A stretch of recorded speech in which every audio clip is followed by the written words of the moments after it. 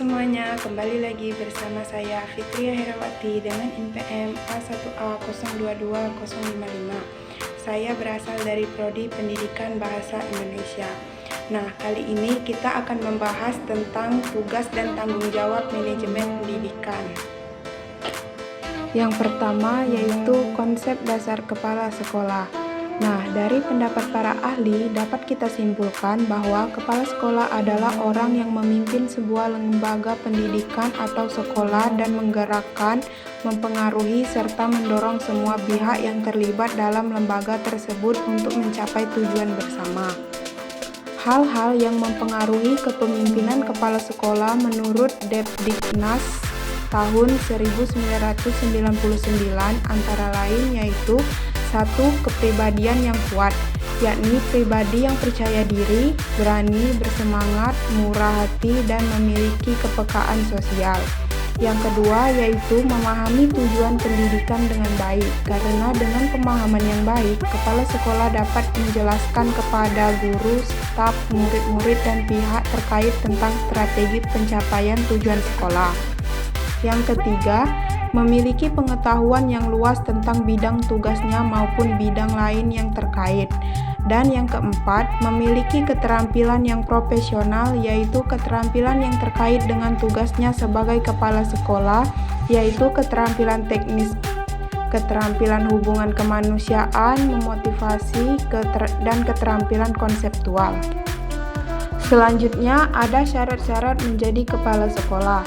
Berdasarkan Surat Keputusan Menteri Pendidikan Nasional Nomor 13 Tahun 2007, syarat-syarat menjadi kepala sekolah adalah sebagai berikut. Kualifikasi umum kepala sekolah atau madrasah. 1. Memiliki kualifikasi akademik sarjana S1 atau diploma 4.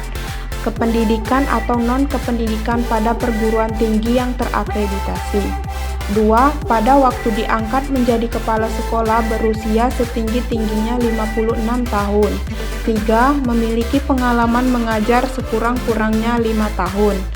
4. Memiliki pangkat serendah-rendahnya 3C atau pegawai negeri sipil PNS, dan bagi non-PNS disertakan dengan kepangkatan yang dikeluarkan oleh yayasan atau lembaga yang bersangkutan.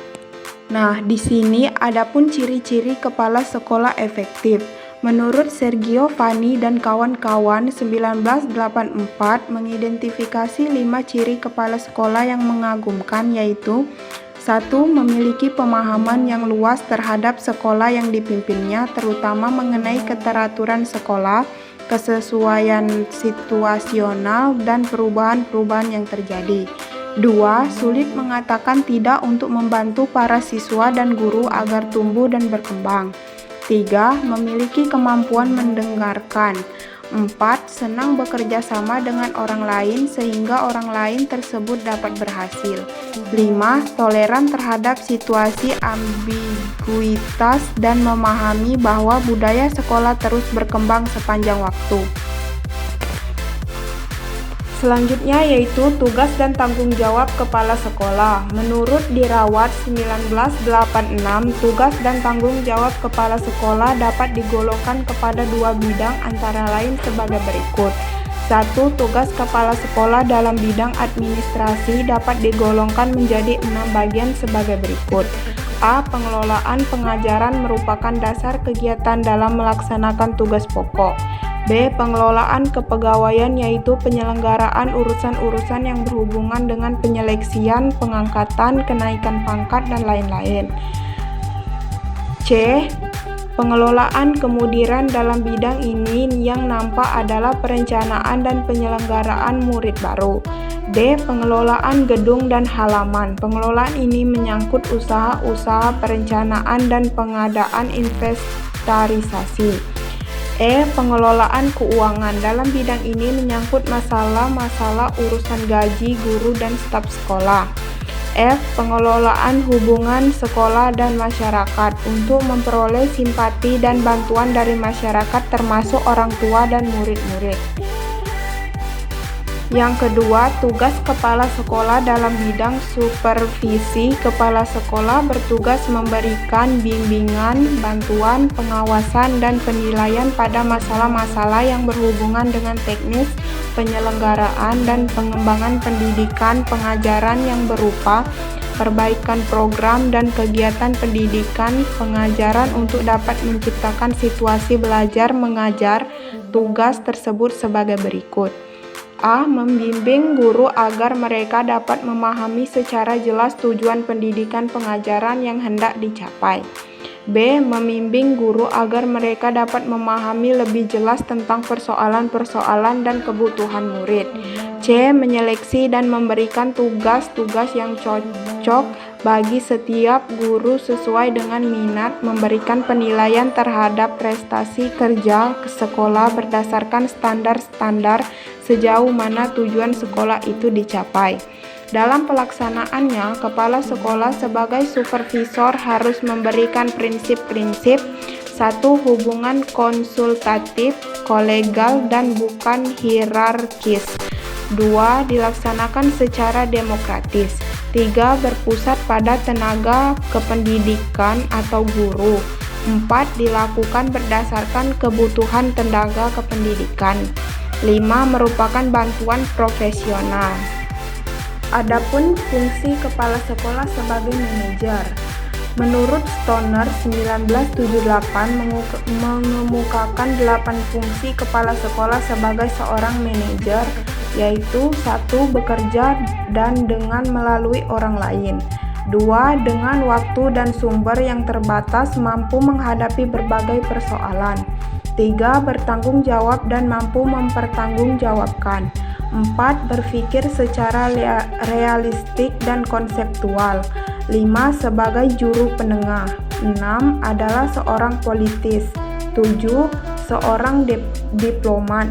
8. Mengambil keputusan yang sulit. Nah, yang terakhir, peran kepala sekolah. Secara garis besar, pemimpin pendidikan memiliki 3 peran utama, yaitu sebagai berikut. 1. Peran kepemimpinan kepala sekolah, yaitu kepala sekolah merupakan kunci dalam bentuk kultur sekolah, dan kepala sekolah harus dapat menjalin hubungan dengan kelompok internal dan eksternal. 2.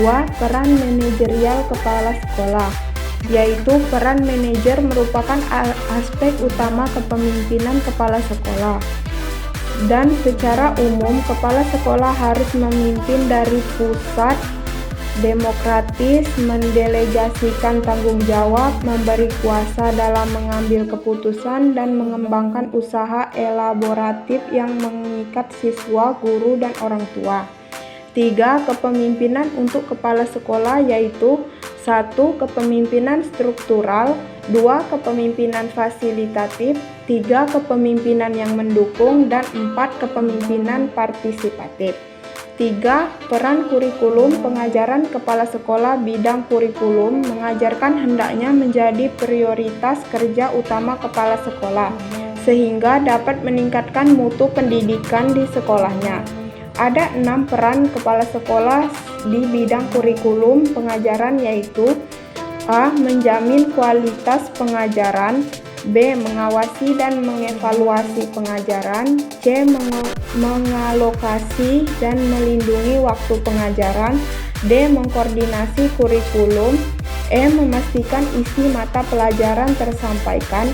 F. Monitoring kemajuan siswa. Nah, itu saja materi mengenai tugas dan tanggung jawab manajemen pendidikan.